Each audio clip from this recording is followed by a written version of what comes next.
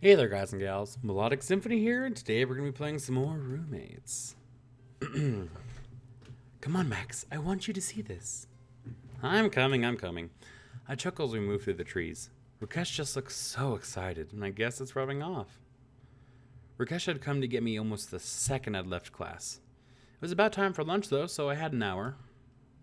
He led me to the park without saying much else, just that he was happy I was free for a bit. And finally we had a clearing, and I watched him spread his arms out very theatrically. On the ground is a rather elaborate and incredibly put-together picnic lunch. Holy cow, you set this all up? Well, I may have purchased a few of the things in the basket, but otherwise... This looks amazing, Rakesh. How'd you get all this together like this? Rakesh smiles with a slight blush. It wasn't easy, but I wanted to do something special. Wow, man, this is nice. I'm not sure what to say. Let's eat, huh? I put an arm around Rakesh's shoulder and we make our way over to the blanket. Rakesh began to take out food out of the basket. A nice curry, some cooked vegetables. It looked like a great meal. He brought out some paper plates with a sheepish grin, but I waved his concerns away. Once we had dished everything up, I fell to eating with a passion. The food was delicious. We chit-chatted a while we ate. Nothing really substantial. The weather, the setup. I was going to ask how your classes are going, but do you even go to classes? Actually, I do go to classes sometimes. Mostly art classes. I have a few painting classes I go to every other day, and I even found a very interesting art history class. Wow, and what's wrong with that? Those sound like cool classes. There is nothing wrong with it. It's just that... Come on, man, out with it. I can tell something's wrong. What's bugging you? It's just that... art is not the reason that I came to this college.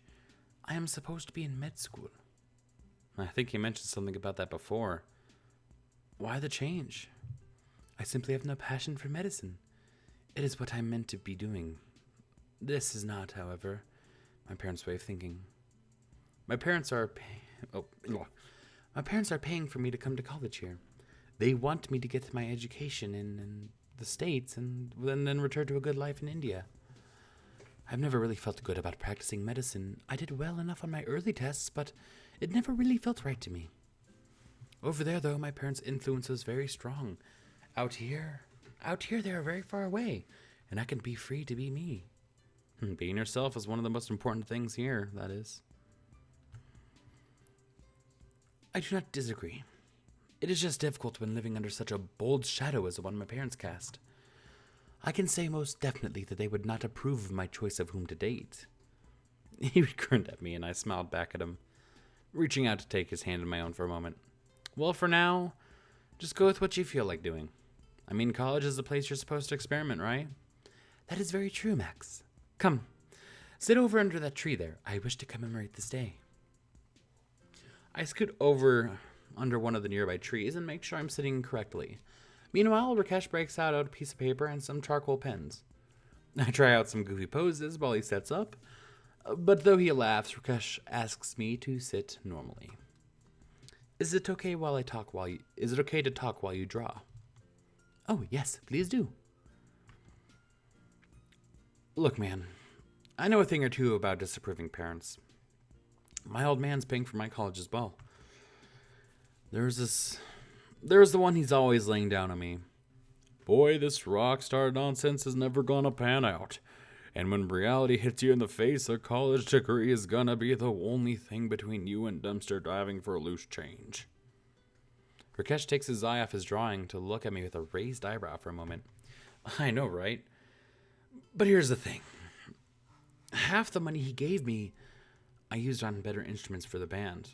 I may not put a lot of effort into this college bullcrap, but that's because I'm too busy working my ass off to try to make this band work. I guess I'm just trying to say, you've got real talent. Don't let your parents bully you into burying that talent. You know what you want, go after it. Rakesh's eyes stay on his drawing for a few moments. What? For a few more moments than they had been before? I'm confused. A smile creeps onto his face. just tilting the edge of his mouth. Thank you, Max. I appreciate your help, Max. I really do. Moreover, I appreciate you modeling for me. Here, I think I have sketched the base. Come see. I get up from my place and go to see what Rakesh has put down. It's a beautiful drawing. I can't believe he's gotten my likeness down so well and so quickly. Damn, man, you're going to give me a big head, drawing me all beautiful like that. Come on, let's clean up here and we'll get some dessert. My treat, okay? Yes, that sounds wonderful. They are a very good combination. What? You better not have said what I think you just said. Well, I was trying to get an early night, but Isabella's screaming snapped me awake. Last I remember, she was supposed to be hanging out with Chad tonight. I guess their date went pretty well. Maybe we all got lucky and Chad finally did something stupid enough to get kicked to the curb. A quick look at my clock shows it's pretty late. I wonder if I should see what's going on. Isabella's calmed down a little bit, so I can't really make out what they're saying from here. I'll play this one. I'd love to pretend I think Isabella might need some help, but I know damn well and good she can take care of herself. Really, I just want to know what's going on. I sneak down the hallway quietly, noticing that Isabella's door is still open. Well, I guess they hadn't gotten too far. No, it's obvious you don't understand, you worthless sack of crap. Look, you're the one who talks about being all bi and shit. I figured you'd want... No, what she figured is that you could live out every stupid male's classic freaking sex fantasy, and I'd just go along with it. What's the other thing I'm always telling you, when I'm done being all bi and shit? That I'm monogamous. I'm not some party girl to bring to some damn frat house gangbang. Isser, you know those don't... I don't care, you freaking clod. Just get out. Get the hell out. Come on. Look, maybe you weren't ready for it, and I'm sorry that... Oh, I don't think they can see me when I peek around the corner, but apparently Chad sees the same expression I do, and he shuts up almost mid-sentence. I don't think I've ever seen Isabella look so furious, and when she does talk again, it's almost in whispers. What part of Get Out was lost on you? I pull back from the door just in time for Chad to come brushing past me. Not one freaking word, dweeb. Not one word. As I hear the front door slam, I find myself unsure of what to do now, whether I should go to Isabella or leave her to have her privacy. It's okay, Max. I heard him talking to you. Just come in here. Her voice is muffled and strained when she calls out to me. And as I enter the room, I can see it's because she's face down in her pillow. Close the door, would you? I close the door behind me as I head over and sit on the bed near Isabella's feet. So, how much did you hear? Enough, I suppose. I woke up and he shrieked at him. Could have woken the dead, but, Isabella, did he try to cheat on you? No, that I was expecting. He's a football star. He can get as much play as he wants. I guess that's really the problem. He wanted to eat his cake and have it too. He told me he'd ask another woman to go out with us. And Isabella makes the sarcastic air quotes around us. I'm guessing he didn't exactly ask her about her opinion first. Oh, wow. That's some balls on that dude, that's for sure. Unbelievable. Oh, please. Like, the idea's not running through your head right now, frickin' boys. Well, sure, now that she said it. Not before, though. Not that I'll admit to it either way. No, it's really unbelievable. It's, well, like you said, frickin' boys. Look at you pretending to be mature. Hey, look, I don't want to seem creepy, but look, do you need some company for a bit? That seemed pretty rough. I can go grab some snacks or something, just, hang out. Isabella sighs and chuckles bitterly. It's not my first breakup, and it's certainly not my first breakup because some idiot misunderstood who I am. No, it's sweet of you to offer, but I'll be fine. You should get some sleep. Sorry that asshole woke you up. I refrained from mentioning whose scream woke me up while I wave and head out of the room. Isabella's head sinks back onto the pillow, and I hurry out before I can see anything that she doesn't want me to. Oh, the fact that, the screen before you leave her, you can see her tear up is so sad. I head back to my room and try to get some sleep. Hopefully Isabella will be okay.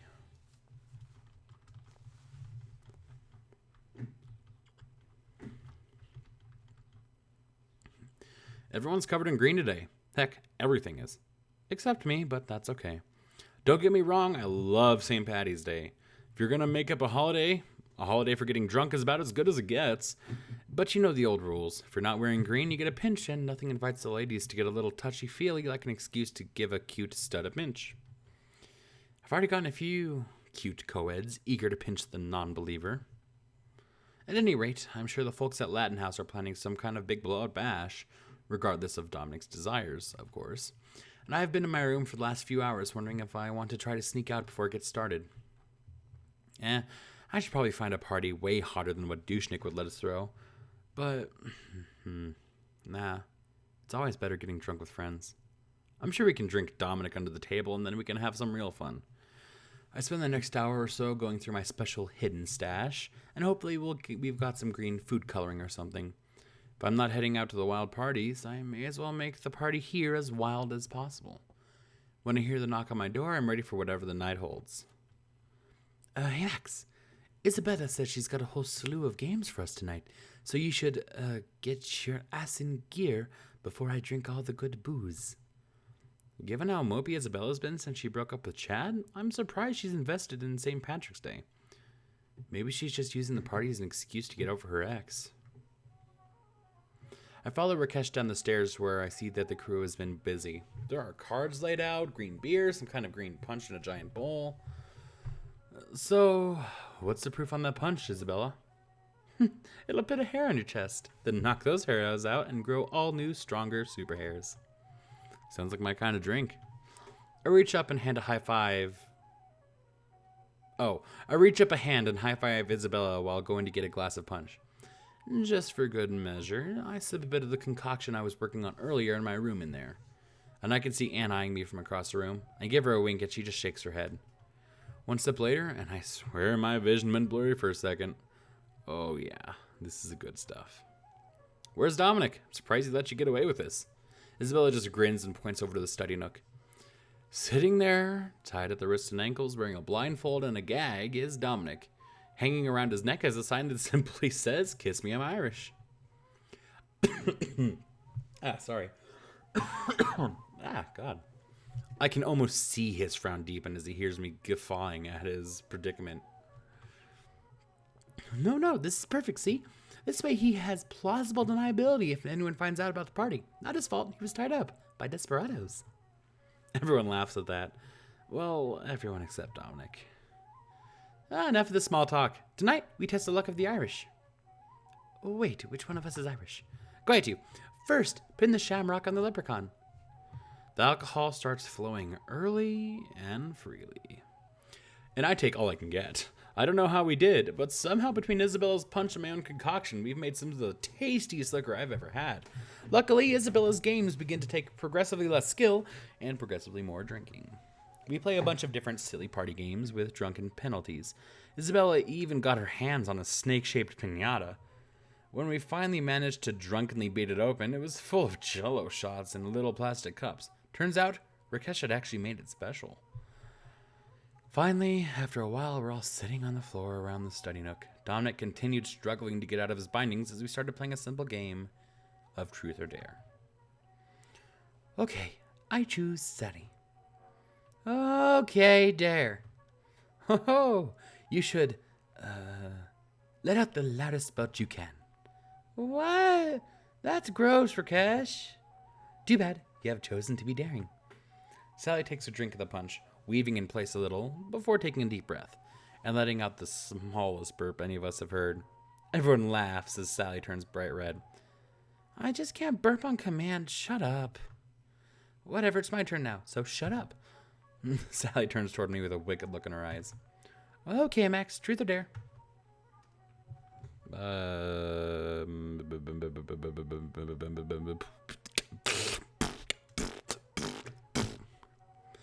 Come at me, sis. I'm too drunk to care what you ask. All right. Oh, have you thought about kissing Rakesh? Oh, crap. Didn't think she did on that one. Rakesh is trying to pretend like he's not intensely interested in the answer, but we're all too drunk for subtlety. I guess I should be coy, either.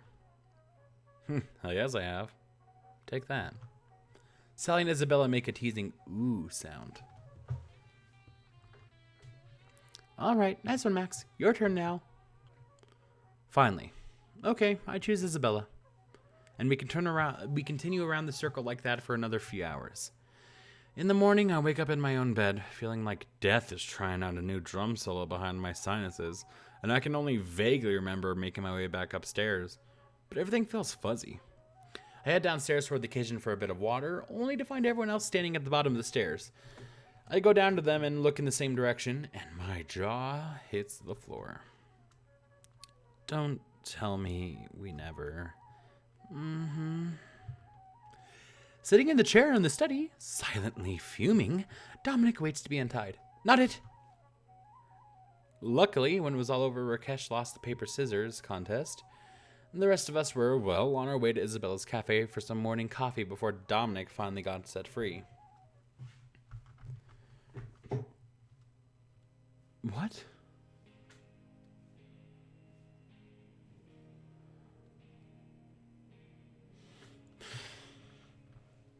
I'm confused. This isn't part of his event, but... Yeah, this isn't part of his event. However, it's an option. Whatever. Yes, that's why I need your help, Max. I cannot paint all these flowers by myself in one night.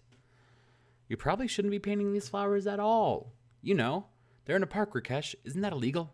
I am merely positive that it would be viewed as a public service. And that's why you're adorable. Oh, what the hell, let's go. Perfect. You will want this domino mask. Where would you even get one of these?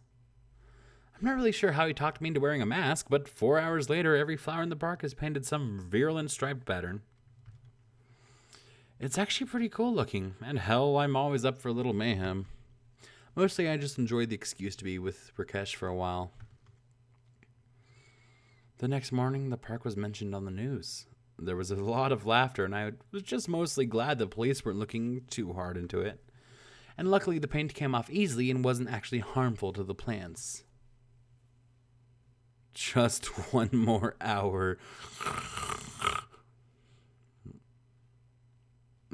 And then instantly went to the nap. How do they expect you to get through an entire day of college without a nap? It's impossible. Okay, that's it for this episode. Thank you guys so much for watching. Leave a like, comment, and subscribe if you want to see more. And I will see you in the next one. Bye-bye.